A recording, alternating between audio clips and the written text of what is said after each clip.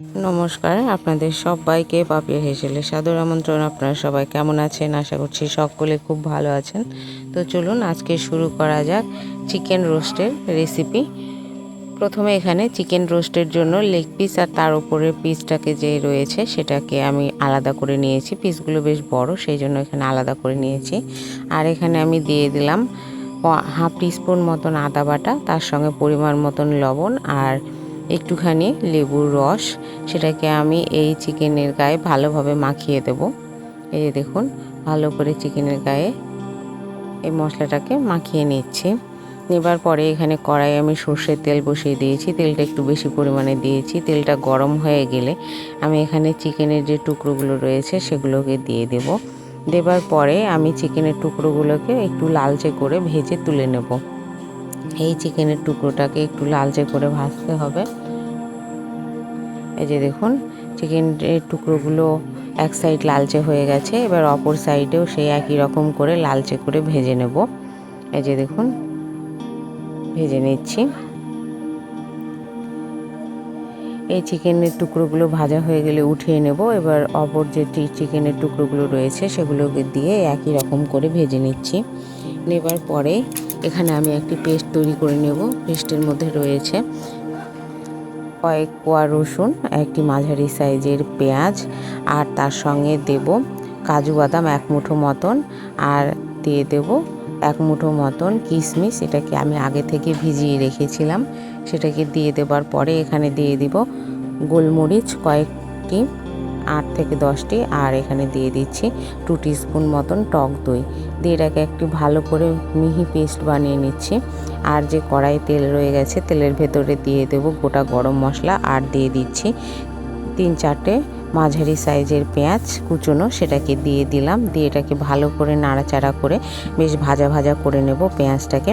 পেঁয়াজটা ভাজা ভাজা হয়ে গেলে আমি এখানে অ্যাড করে দেব 1 টিস্পুন পোস্ত বাটা, আর তার সঙ্গে দিয়ে দিচ্ছি যে মিশ্রণটি তৈরি করে নিলাম বা বাটনাটি তৈরি করে নিলাম সেটাকে দিয়ে দিলাম।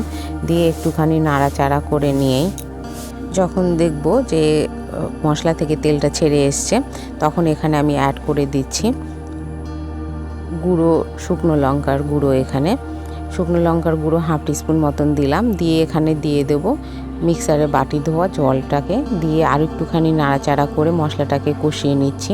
মশলাটা থেকে তেলটা ছেড়ে আসবে।